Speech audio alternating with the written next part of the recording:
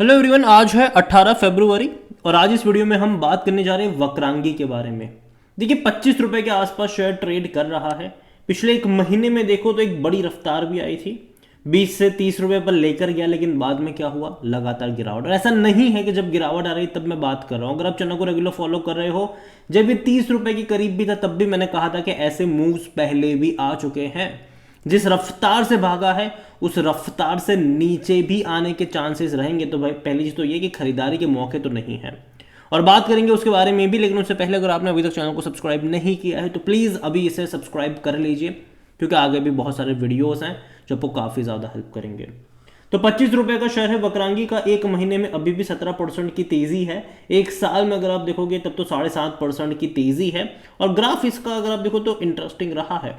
देखो तेजी जब भी आई है एक शॉर्ट टर्म की रही है, फिर वापस गिरा, फिर वापस अगर अभी तो 16 रुपए से भाग कर ये गया था 22 रुपए पर, गिरकर वापस ये 17 रुपए पर ही आ गया। अगर आप 5 साल का भी ग्राफ देखोगे तो ऐसे ही फॉर्मेशंस बने हैं कि एक बड़ी रफ्तार आती है, पैसा डबल हो जाता है, बाद में उतनी ही बड़ी गिरावट आती है, फिर अटेम्प्ट करता है, कोशिश करता है, लेकिन बाद में वही होता है जो हर बार हुआ है यहाँ पर। कंपनी हालांकि डेट फ्री है, ये एक अच्छी बात है इनकी, लेकिन देखा जाए तो जो लॉन्ग टर्म का आउटलुक है मुझे उतना ज़्यादा भी पॉजिटिव नहीं लग रहा है इसका। हालांकि देखो ये स्विंग ट्रेड के लिए हो सकता है कि जब भी आपको ये 20 रुपए की रेंज में मिले, मतलब 18 से 20 की रेंज में मिले, खरीदारी करने के मौके बनेंगे। लेकिन जब भी ये वापस 28 से 35 की रेंज में जाएगा, वापस वहाँ से एक प्रॉफिट टेकिंग आएगी और ये नीचे की तरफ गिरेगा। ये स्विंग ट्रेड के लिए आप इसको इस्तेमाल कर सकते हैं, लेकिन लॉन्ग टर्म का आप ये सोचो कि भैया मैं खरीदारी करूँ और आराम से बैठा रहूँ, तो वो नहीं होने वाला है यहाँ पर। कंपनी की वेबसाइट पे अगर आप चलोगे तो कंपनी की सर्विसेज कई तरीके की है। जैसे कि अगर आप देखोगे तो एटीएम सेटअप करने को लेकर भी इनकी सर्विसेज है, ई कॉमर्स को लेकर भी। हालांकि ये कोई ई कॉमर्स की खुद की कोई वेबसाइट वैसा कुछ नहीं है, ये बस आपको हेल्प करते हैं, असिस्ट करते हैं। और जनरली होता यह है कि इनके वक्रांगी केंद्र है, और जनरली जो इनके वक्रांगी केंद्र है वो आपको छोटे शहरों में देखने को मिलेंगे, छोटे गांवों में आपको इनके वक्रांगी केंद्र देखने को मिलेंगे। और कुल मिलाकर इनके वक्रांगी केंद्र की संख्या 21,000 से भी ज़्यादा की है, 30 से भी ज़्यादा स्टेट्स में है ये, 571 डिस्ट्रिक्ट कवर्ड है इनके, और तकरीबन 5,420 जितने पोस्टल कोड्स में ये अभी काम कर रहे हैं। और देखो इनके वक्रांगी केंद्र में जनरली लोग क्या करते हैं कि वहाँ पर जाते हैं, इनकी जो सर्विसेज होती है उसका इस्तेमाल करते हैं।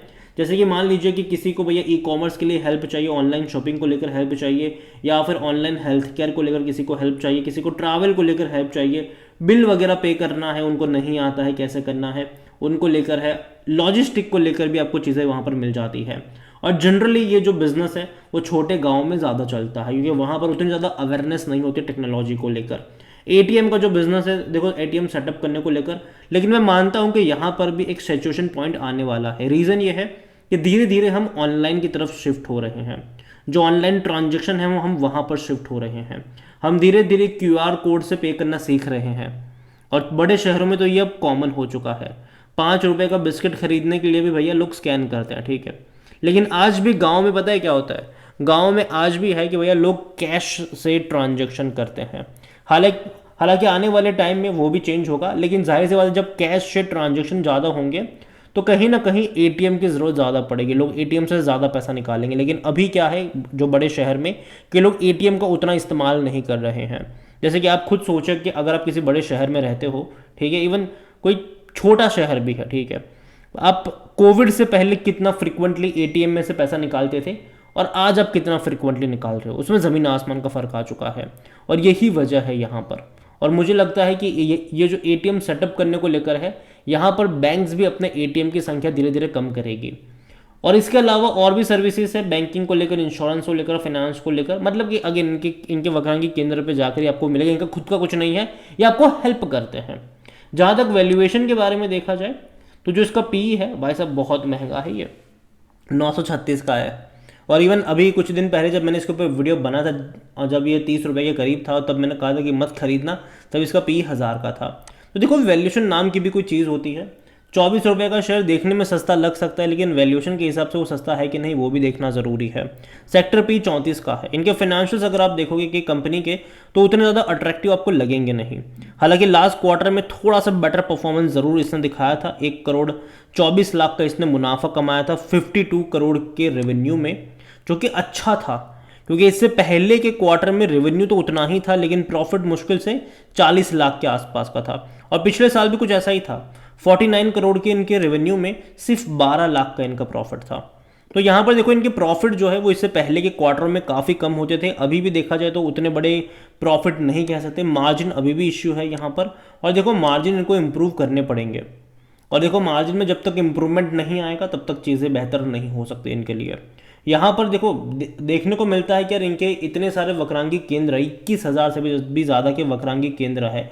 तो आप ये समझो कि उन वक्रांगी केंद्र में से कितने का रेवेन्यू हो रहा है, मुश्किल से 52 53 का अगर इनका क्वार्टरली रेवेन्यू है, और 21,000 जितनी लोकेशंस पर अगर ये हैं, तो पर वक्रांगी केंद्र आप सोचिए कि कितना कमाई हो रही है, जो कि बहुत कम है, ये बहुत कम है इस कंपनी के लिए।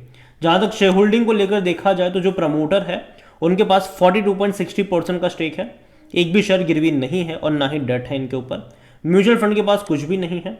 डोमेस्टिक के पास 6.29% का स्टेक है। एफआईएल्स यहाँ पर 3.31% का स्टेक लेकर बैठे हैं। लेकिन इंटरेस्टिंग चीज़ ये है कि भैया मतलब एफआईएल्स बड़ी क्वांटिटी में लगातार यहाँ पर बेच रहा है।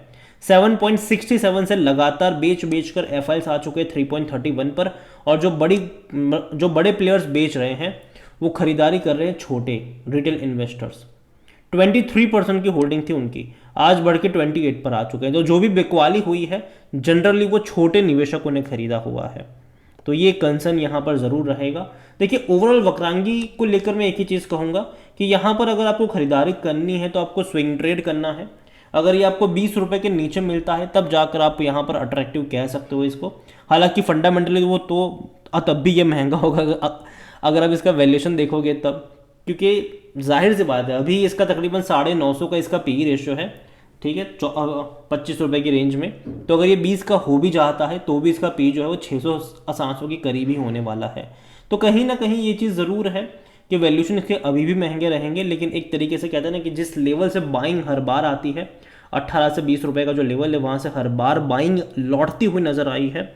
तो उम्मीद करते हैं कि वहाँ पर अगर जाएगा तो ही वो लेवल होगा जहाँ पर रिस्क कम होगा, रिवॉर्ड ज़्यादा होगा। और यही वजह है कि वक्रांगी को लेकर मैं एटलीस्ट ये लेवल पर तो उतना ज़्यादा कॉन्फिडेंट नहीं हूँ। इवन 30 रुपये का लेवल था तब भी मैंने कहा था कि मौके नहीं बन रहे हैं, और अभी भी मैं इतना ही कहूँगा कि यहाँ से अगर आप ग्राफ देखोगे तो लगातार एक डिक्लाइन वाला फेज चल रहा है। अगर कोशिश भी करता है 1-2 दिन तेज़ी दिखाने की तो वापस नीचे की तरफ आ रहा है, जो कि उतना पॉजिटिव चीज़ नहीं है। ये लगातार एक डाउनवर्ड ट्रेजेक्टरी ये शो कर रहा है। तो मैं इतना कहूँगा कि अभी के लिए अवॉइड करिए। अगर वापस ये 20 की रेंज में आता है, 15 से 20 की, तब बात करेंगे उसके बारे में। ये मेरा मानना है, बाकी मर्जी आपकी, कोई बाय सेल रिकमेंडेशन कतई नहीं है। वीडियो को यहीं पे एंड करूँगा। पसंद आया हो तो लाइक करें, शेयर करें, चैनल अगर पहली बार हैं तो प्लीज़ सब्सक्राइब करें। और वक्रांगी के बारे में आप क्या सोचते हैं वो भी आप मुझे कमेंट में लिख कर बता सकते हैं। Thank you.